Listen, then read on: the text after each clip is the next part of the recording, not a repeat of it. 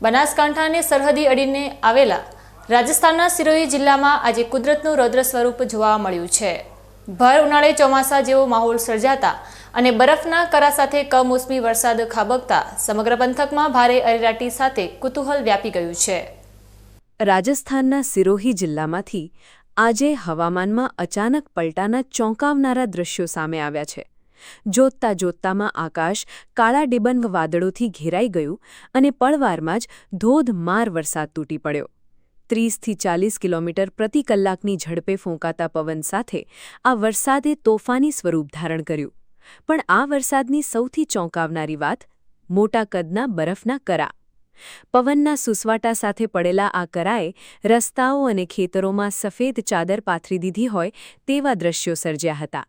સિરોહીના અનેક ગ્રામીણ વિસ્તારોમાં આ મેઘમહેર આફત બનીને વરસી છે, કારણ કે ઉનાળાની ગરમી વચ્ચે આવેલા આ કમોસમી વરસાદે જનજીવનને વેરવિખેર કરી નાખ્યું છે। ખાસ કરીને ખેતી પાકોને આ કરા સાથેના વરસાદથી મોટા પાયે નુકસાન થવાની ભીતિ સેવાઈ રહી છે। સ્થાનિક રહીશો પણ ઉનાળાના આકરા તાપ વચ્ચે અચાનક થયેલા આ બરફવર્ષા જેવા અનુભવથી આશ્ચર્યચકિત થઈ ગયા છે। હાલમાં સમગ્ર વિસ્તારમાં પાણી અને ઠંડકનો માહોલ છે, પરંતુ પવનની ગતિને કારણે અનેક જગ્યાએ નુકસાનના અહેવાલો પણ સામે આવી રહ્યા છે।